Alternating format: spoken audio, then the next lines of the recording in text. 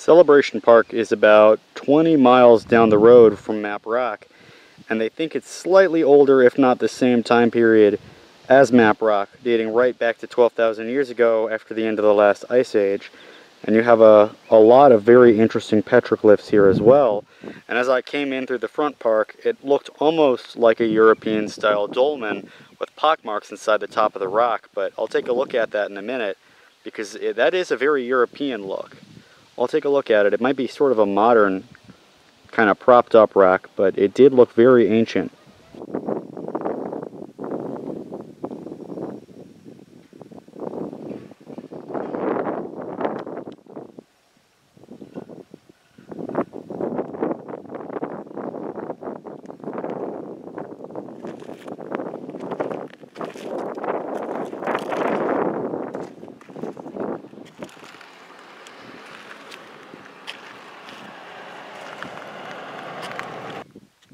This is that structure I was talking about earlier, which looked like a dolmen. And I'm not certain if the rocks at the base have been put there at a later time period, but it looks very, very similar to both the Australian rock art as well as the earliest examples of petroglyphs in the UK and throughout Europe. They're called cup and ring marks. Nobody knows what they mean. They could be reference to villages, they could be star maps, they could be anything really. But honestly, these are dating back to the past ice age, when the glaciers just started to retreat from this valley and left it perfect for farming and hunting and gathering. And you can also see the volcanic rock outcrops.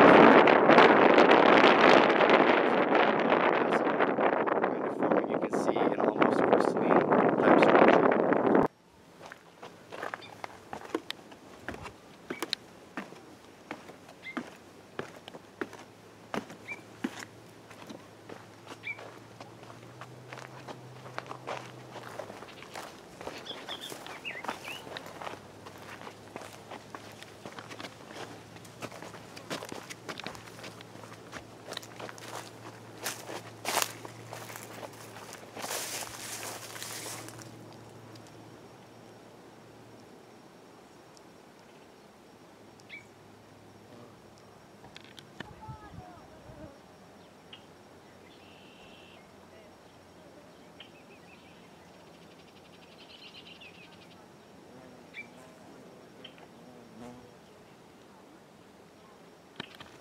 It's difficult to actually pin down a start date for the indigenous occupation of the region of the American Great Plains, but if you take a look at regions of southern Oregon and Idaho, and especially places like this along the Snake River, you can start to realize that it began around the end of the last ice age as the glaciers started moving north.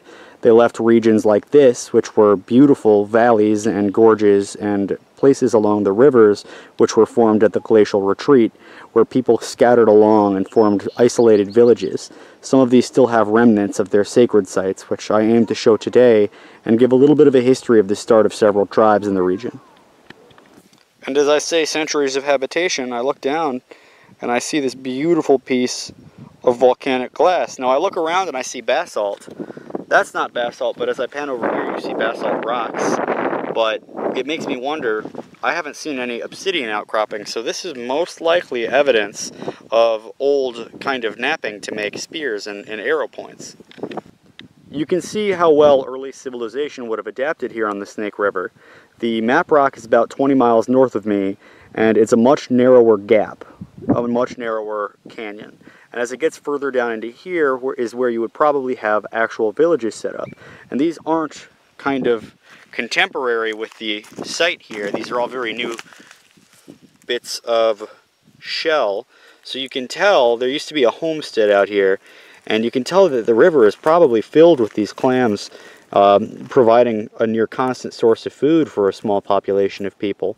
And if they're here now, they probably would have stretched back a very long period of time.